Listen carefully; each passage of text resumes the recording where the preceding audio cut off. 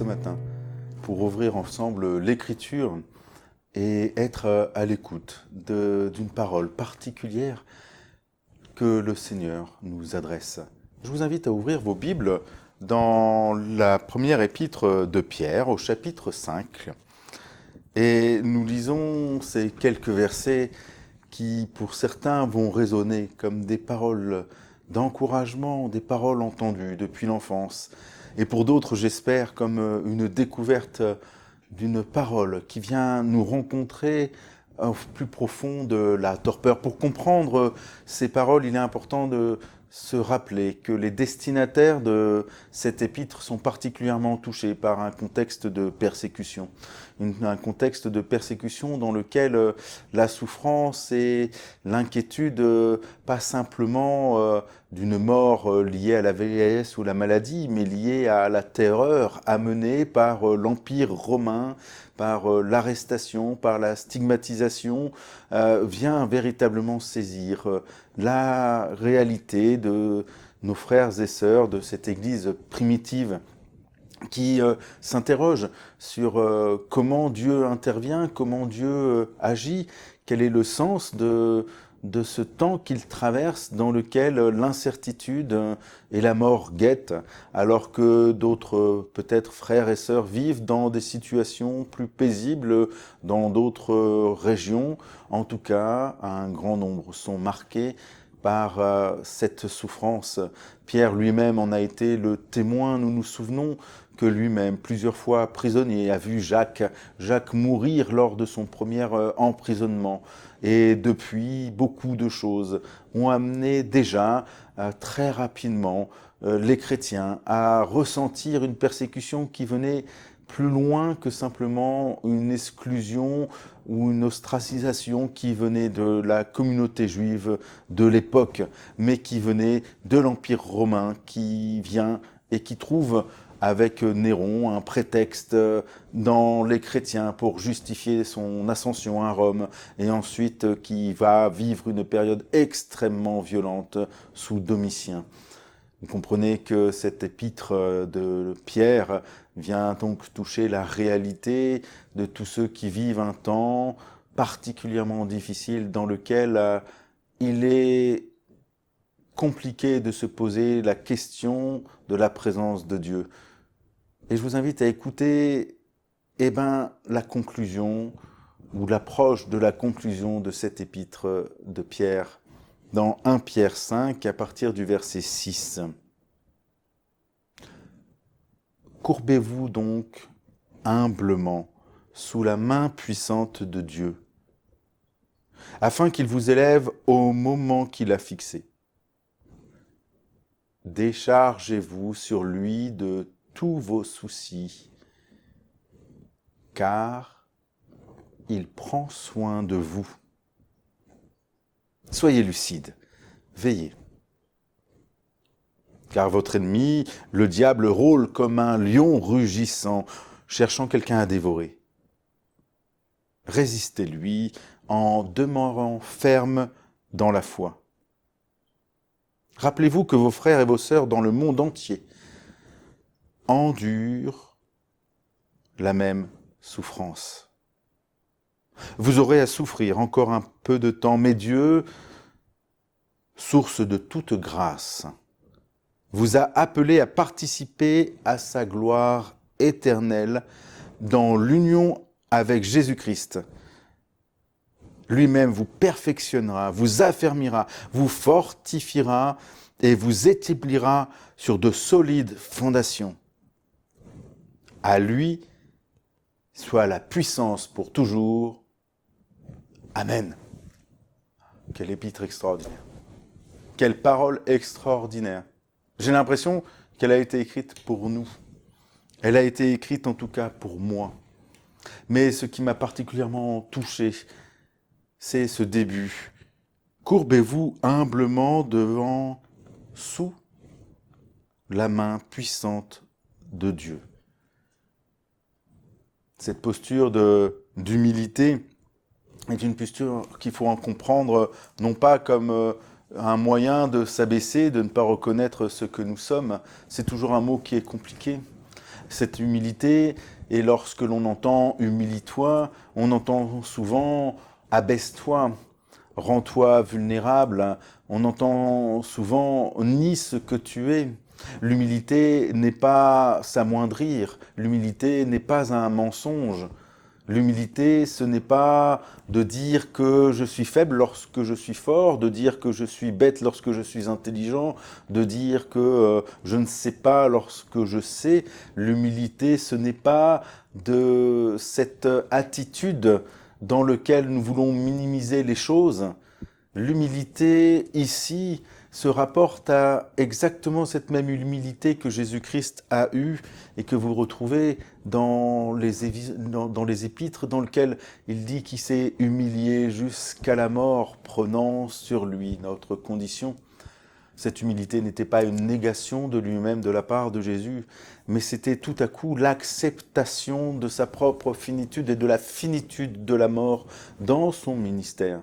L'humilité, lorsque l'on nous en parle ici, est l'acceptation de la finitude, l'acceptation et l'abandon de la toute-puissance. C'est cette attitude qui fait que je reconnais ce que je suis pleinement. Et dans cette attitude particulièrement qui nous touche face à cette incertitude du coronavirus, c'est une attitude d'humilité dans laquelle je suis aussi. Dans ce temps dans lequel certains attendent une réouverture de l'Église, d'autres ont peur des réouvertures de l'Église, qu'importe, dans lequel le virus continue de courir, dans lequel les corps médicaux nous met en garde sur ce qui se passe, dans lequel l'attente et l'aspiration profonde qui vient nous terrasser au plus profond de nos solitudes et d'autres morts qui nous guettent, vient nous ramener à une attitude aussi d'humilité.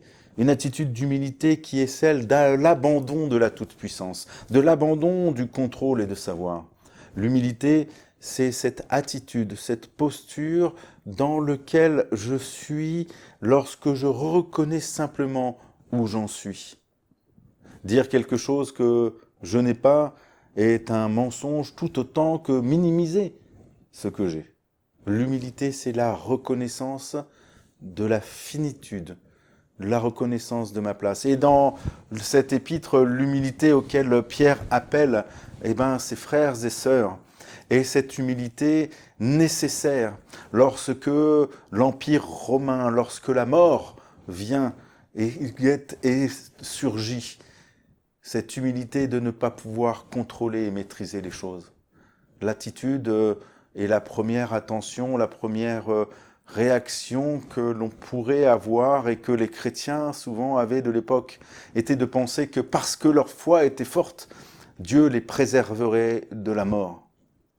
Mais Jacques, déjà au tout début, est tombé.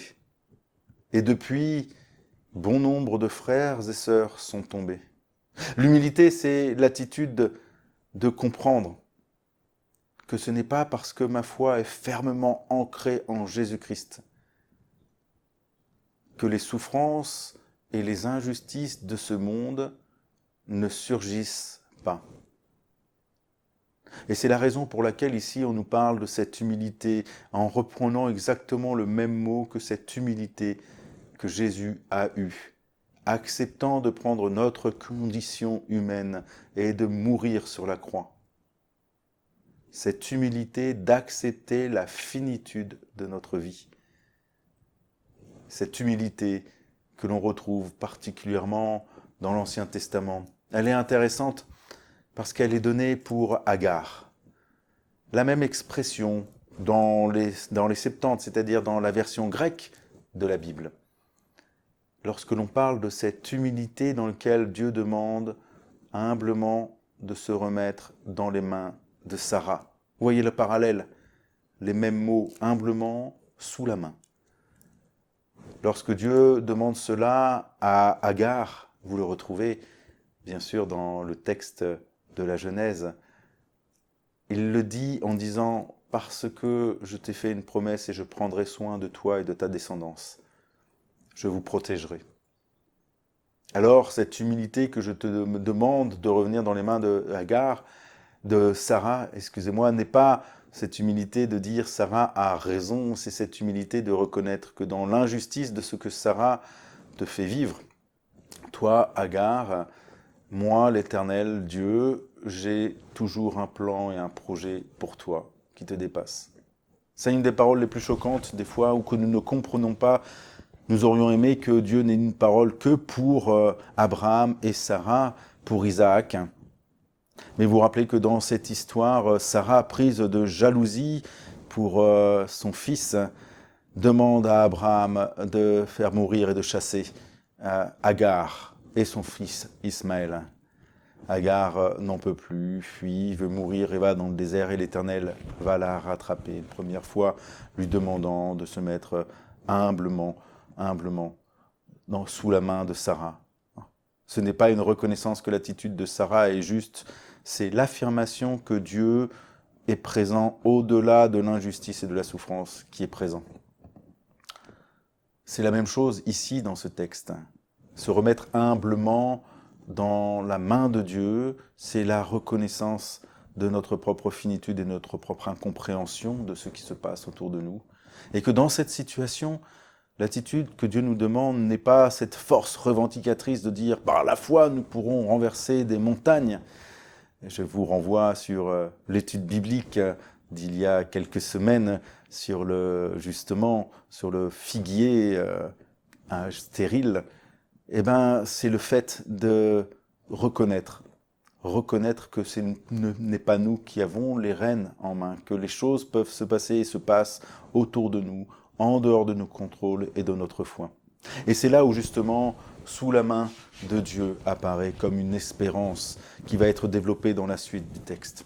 Parce que la main de Dieu, ce n'est pas rien. Parce que la main de Dieu, c'est l'intervention de Dieu. Et on le voit depuis le début de la Genèse jusqu'ici.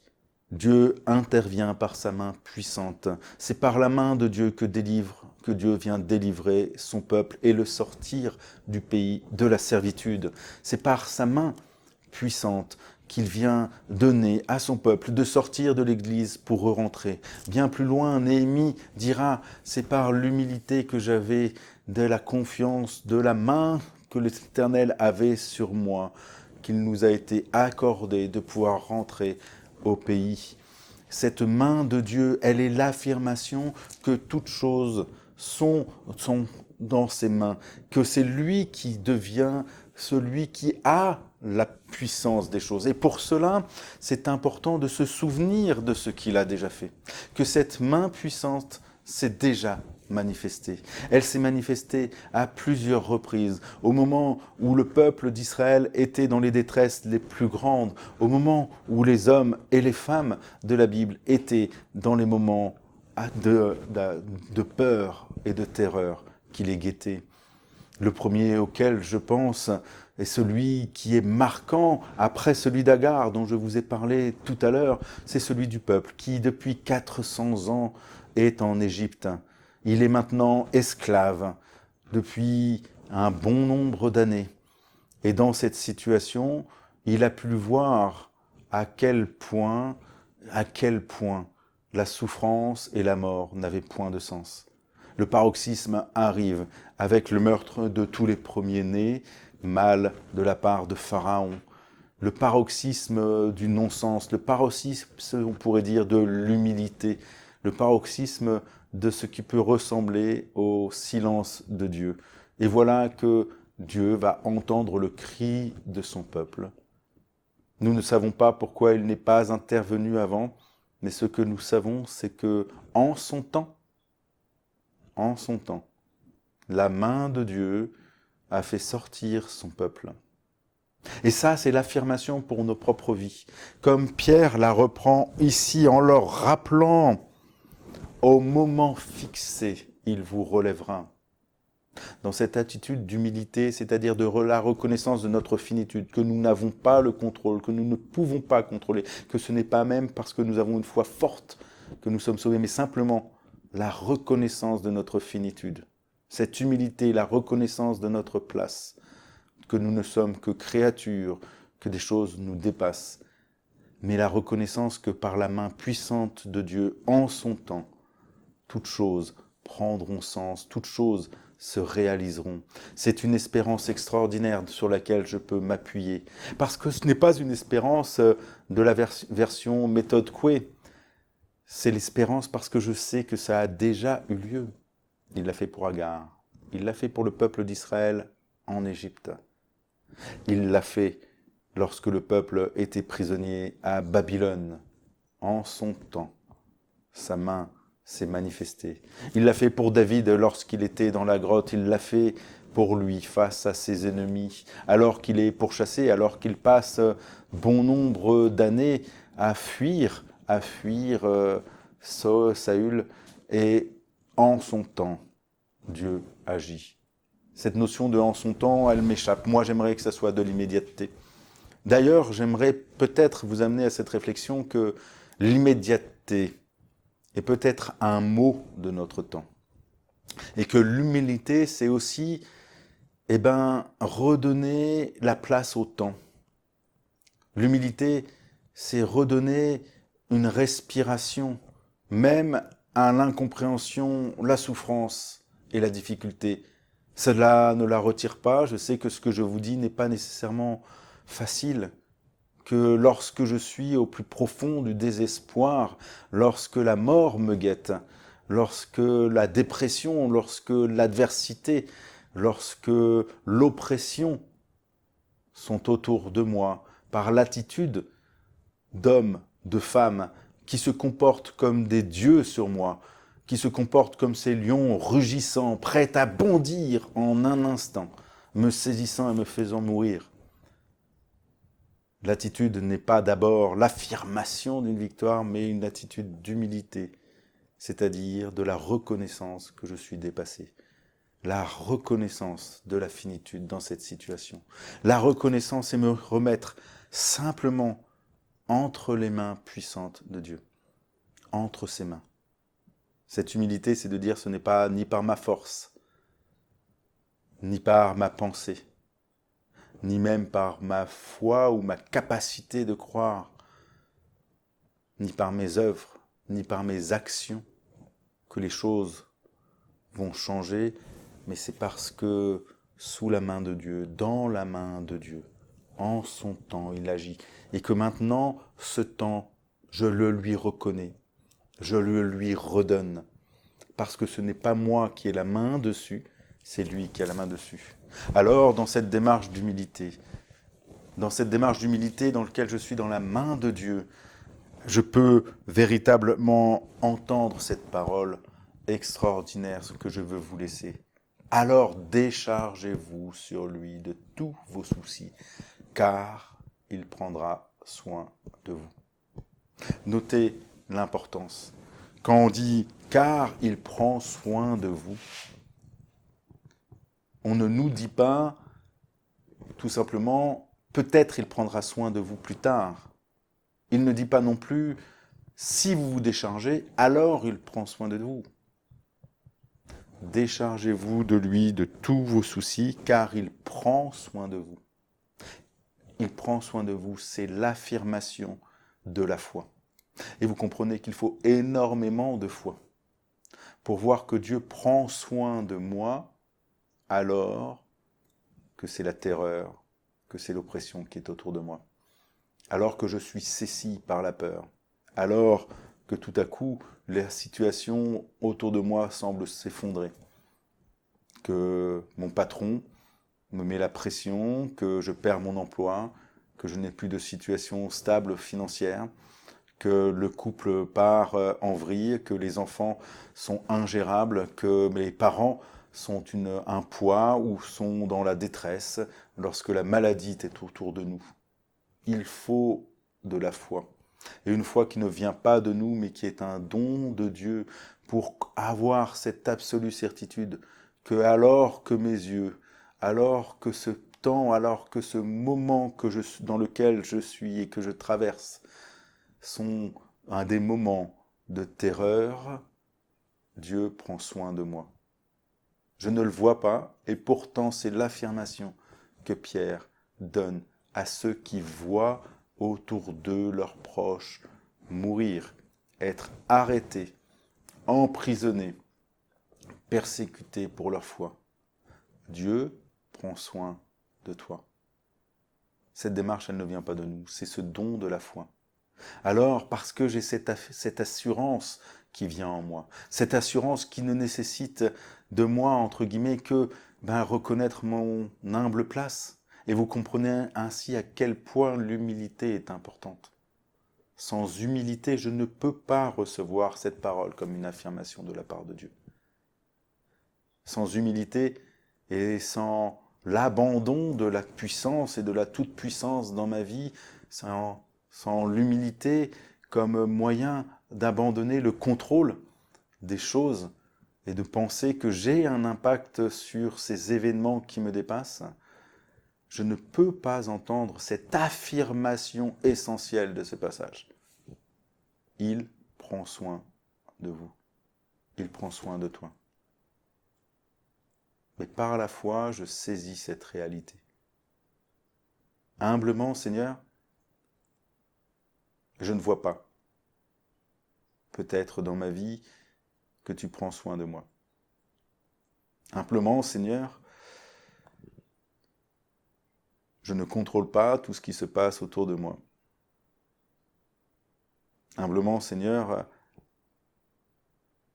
j'aimerais être plein d'assurance, plein de conviction, plein de certitude, de foi et de paix.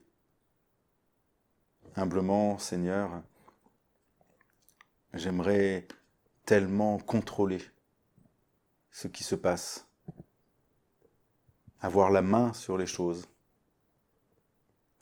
pouvoir dire que ça y est, nous n'avons plus rien à craindre du coronavirus, ou pouvoir dire que nous faisons ce qui est nécessaire. Humblement, Seigneur, je reconnais que je n'arrive pas à gérer la situation dans ma famille, dans mon couple, avec mes enfants, avec mes parents, avec mon patron dans mon travail. Humblement, Seigneur, je n'arrive pas à entendre et à comprendre que tu prends soin de moi.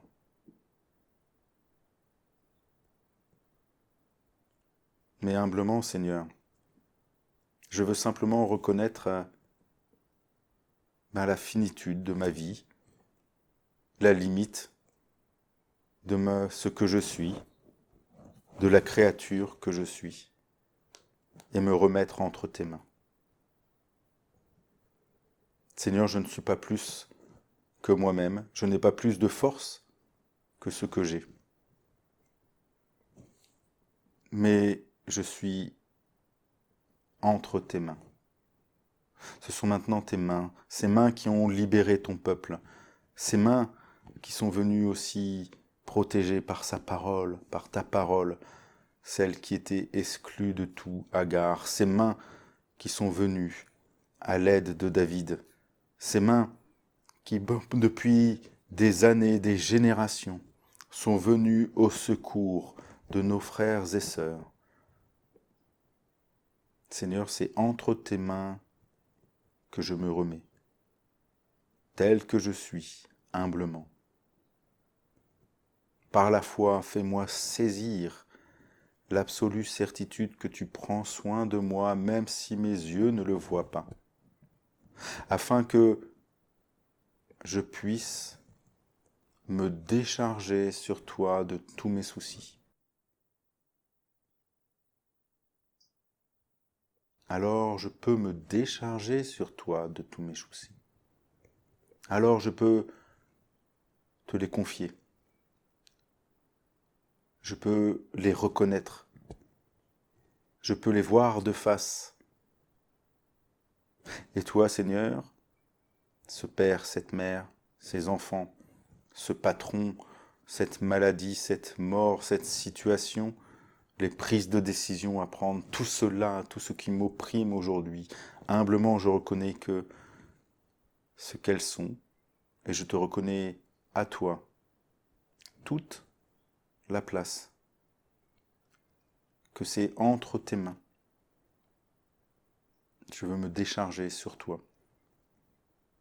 fais grandir en chacun de nous l'absolue certitude que tu prends soin de nous.